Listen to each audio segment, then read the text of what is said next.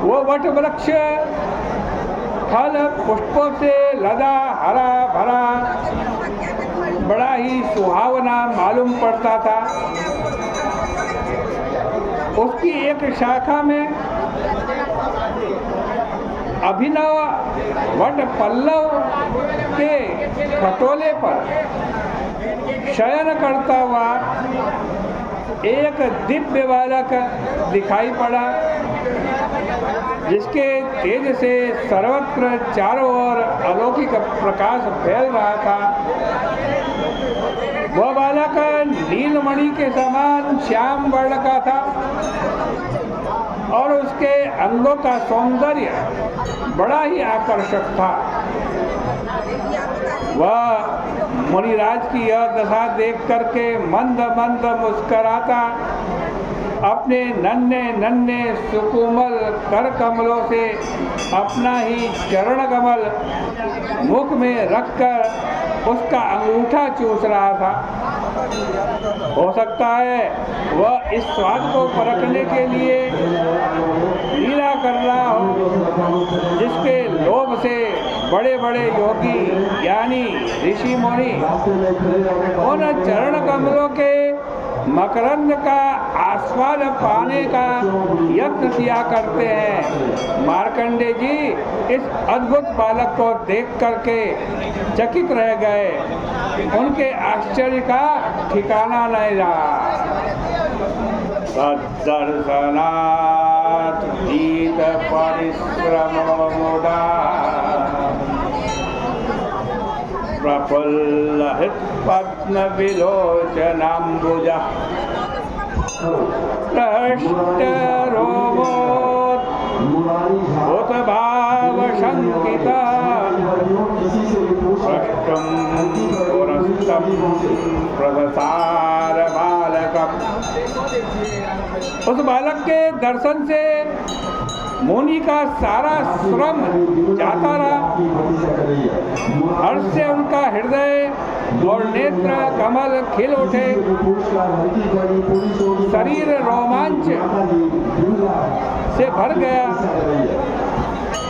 बालक के उस अद्भुत मोहक रूप पर मोहित तथा शंकित हो मुनिराज उससे कुछ पूछने के लिए जो ही आगे बढ़े कि बालक के श्वास से खींच करके मशक के समान झट से उसके मुख में चले गए।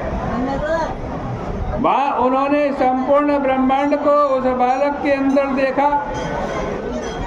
वे अत्यंत विस्मित हो कुछ सोच रहे थे कि बालक ने निश्वास द्वारा पुनः बाहर निकाल करके जल में निकल करके वो जल में आ गिरे और फिर भी उन्होंने उसी अवस्था में पल्लव पर शयन करते हुए उसी अद्भुत बालक को देखा। अब भी वह बालक इनकी ओर निहार करके मंद मंद मुस्कुरा रहा था। मुनिराज ने उस बालक की छवि नेत्रों द्वारा हृदय में रखकर उसका आलिंगन करने के लिए जो ही हाथ बढ़ाया कि वह कौतुकी बालक तुरंत अंतर ध्यान हो गया। साथ ही साथ वह प्रलय का सारा दृश्य भी समाप्त हो गया और मुनिराज अपने को पूर्ववत आश्रम में बैठा हुआ पाते हैं। सो आश्रम में पूर्ववत स्थित। इस घटना से उनके आश्चर्य का ठिकाना न रहा।